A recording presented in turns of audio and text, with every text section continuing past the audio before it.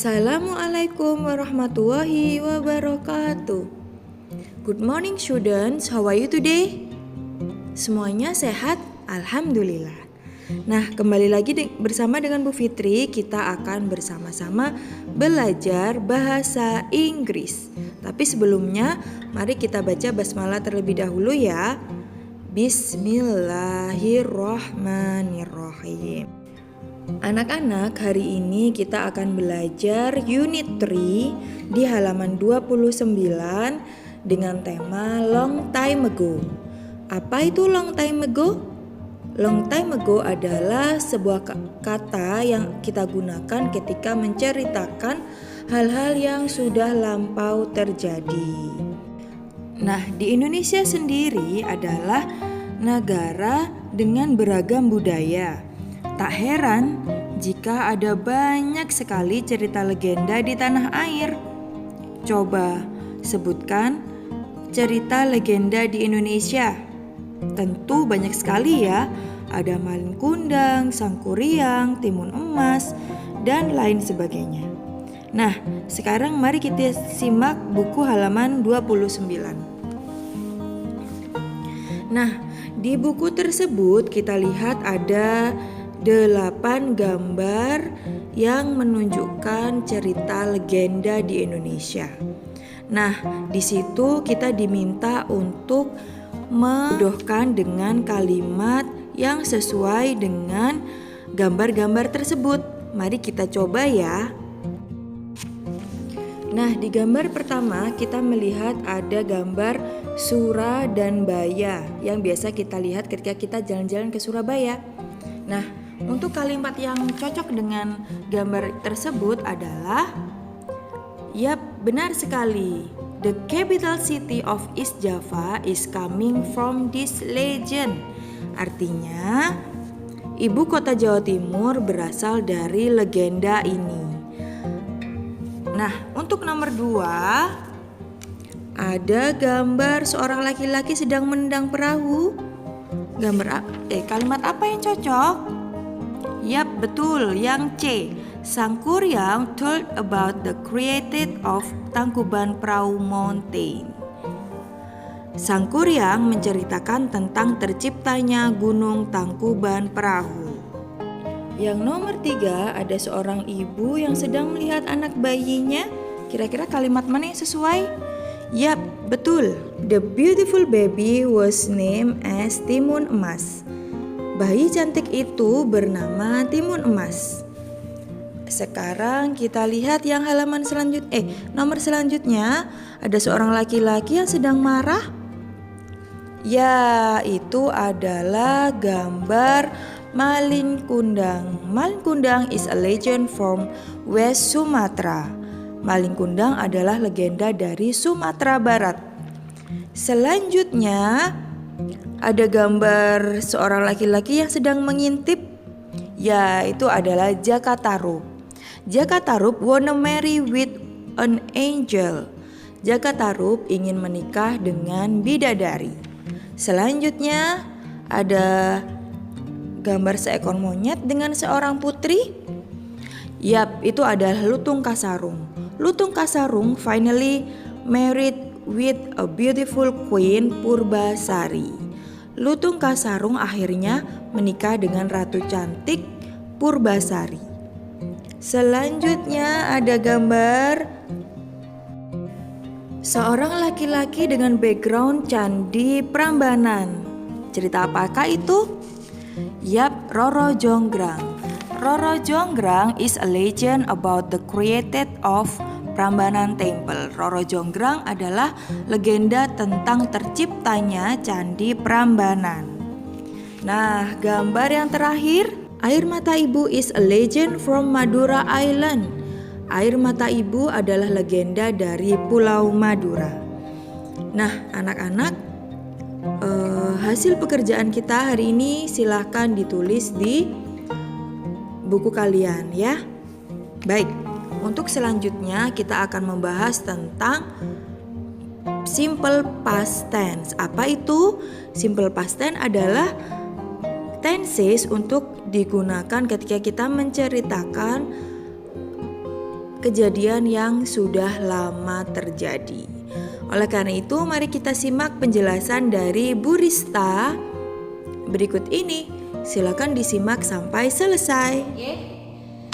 Nah, students, perlu kalian ketahui bahwa simple past tense itu digunakan untuk menyatakan kegiatan yang sudah terjadi di masa lampau.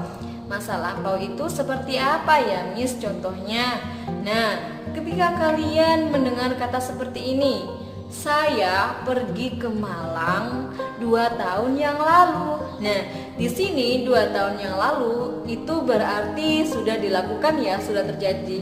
Nah, itu tadi merupakan kegiatan yang sudah terjadi atau simple past tense. Itu kalau di dalam bahasa Indonesia. Lah, Miss, kalau di dalam bahasa Inggris itu bagaimana? Oke. Nah, simple past tense itu biasanya time signal yang digunakan itu adalah yesterday atau kemarin, and then 2 days ago atau 2 hari yang lalu. Kemudian ada last week atau minggu yang lalu. Ada last year itu tahun yang lalu. Terus apa lagi ya, Miss, kira-kira? Nah, itu tadi merupakan time signal yang biasa digunakan untuk menyatakan kegiatan yang sudah terjadi di masa lampau. Lah, Miss, gimana ya caranya untuk menjawab pertanyaan mengenai simple past tense dalam suatu kalimat? Gimana ya kira-kira, Miss? Coba ikuti slide berikut ini. Saya akan menjelaskan sedikit atau mengulang mengenai simple past tense ya. Untuk rumus simple past tense di sini ada 3 untuk kalimat positif, negatif, dan interrogatif. Nah, untuk masing-masing kalimat ini rumusnya itu berbeda-beda. Untuk kalimat positif simple past tense itu rumusnya adalah subject, verb to, dan object. Di kelas 5 kalian sudah mempelajari ya subjek itu apa. Subjek itu siapa? Subjek itu orang yang melakukan. Bisa jadi saya, kamu, mereka, dia, ya. Ada Ayu, Dewi, she, he, it, dan orang tersebut. Kemudian jika kalimat positif ini diubah menjadi negatif, itu rumusnya berbeda lagi. Nah, jika kalimat positif dirubah menjadi negatif, maka rumusnya adalah subject did not tidak menggunakan verb 2 melainkan menggunakan verb 1, kemudian objek. Ketika diubah menjadi kalimat interrogatif, rumusnya juga berbeda lagi, yaitu did subject verb 1 kemudian objek. Jangan lupa jika ada kalimat tanya, maka di akhir kalimat diberi tanda tanya. Oke? Nah, ini adalah rumus untuk menjawab soal pertanyaan dari simple past tense. Nah, sekarang kita coba, jika kalian mengetahui soal semacam ini, coba misalnya tulis ini ya. I spoke English. Ini adalah kalimat positif pada simple past tense. Kenapa? Karena di sini spoke-nya adalah verb to. Nah, kemudian simple past tense di kalimat ini dirubah menjadi kalimat negatif. Kita coba lihat rumusnya lagi. Rumus dari simple past tense yang negatif itu subject, did not, verb 1, dan object. Oke, coba mari kita ikuti. Subjeknya mana? I, kemudian ditambah dengan did, not, lalu verb 1. Verb 1 dari spoke adalah speak. Objeknya mana? English. Oke, lanjut. Kalimat negatif dirubah menjadi interrogatif. Rumusnya tadi gimana, Miss? Rumusnya coba lihat. Rumusnya di sini adalah did subject verb 1 plus object. Oke. Coba kita kerjakan. Kita tulis di terlebih dahulu subjeknya siapa? I. Kemudian menggunakan verb berapa? Verb 1.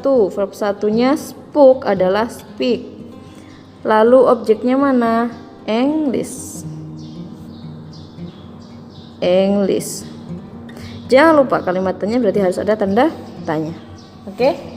Nah, ini adalah sesuai dengan contoh. Oke, perlu kalian ketahui.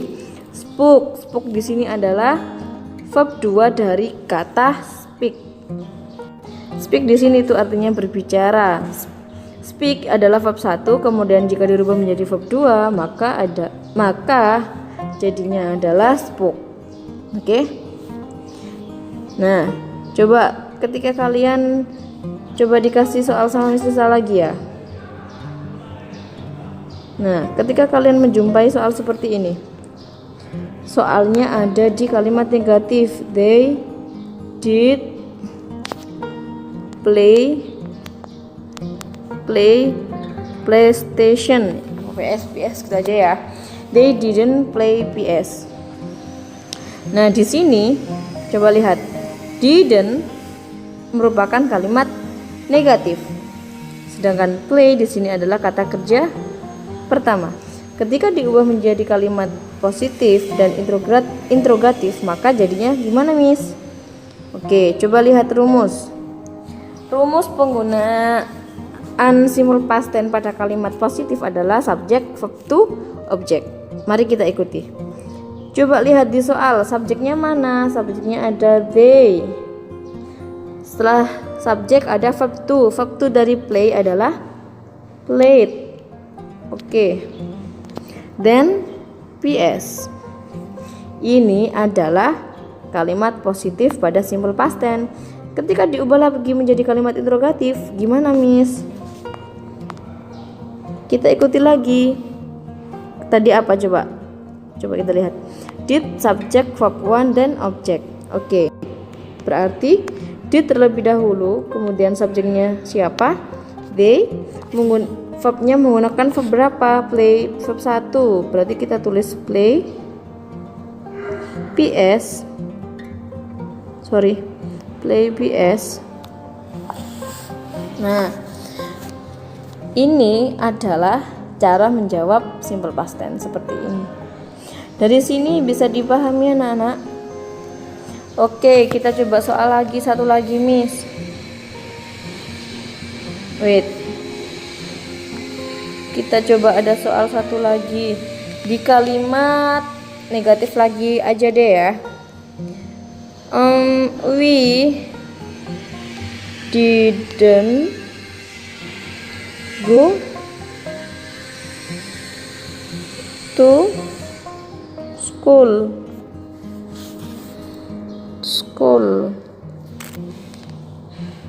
Kurang jelas ya? Sebentar. Akan Miss Rista hapus dulu. Oke, lanjut. We didn't go to school. Kita cek di kalimat ini subjeknya yang mana. Kita harus mengetahui subjeknya terlebih dahulu. Oke, subjeknya adalah we. Kemudian ketika kalimat negatif akan ada kata not di sini. Kemudian setelah not ada verb 1. Verb satunya di sini adalah go. Ya. Objeknya yang mana, Miss? Objeknya adalah keterangan tempat. Di sini ada school. Sekarang kita coba ubah ya. Ada subjek, didn't, terus verb 1 yang go dan objek. Mari kita ubah menjadi kalimat positif pada simple past tense. Kita cari dulu rumusnya. Kita lihat lagi subjek, verb to dan objek. Kita tulis di sini. Subjek, verb to dan objek. Oke, subjeknya siapa? We. Verb 2-nya dari go adalah when. Dan objeknya adalah to school. Ini adalah cara merubah kalimat positif ke negatif, ya. Kita ubah lagi menjadi kalimat interrogatif. Rumusnya gimana? Coba lihat sini. Did, subject, verb 1, then object. Did terlebih dahulu kita tulis. Then subjeknya adalah we. Verb 1 adalah go. Objeknya to school. Jangan lupa kalimat interrogatif harus ada tanda tanya di akhir kalimat. Nah, ini adalah cara menjawab pertanyaan simple past tense. Oke? Dari sini bisa dipahami ya, anak-anak?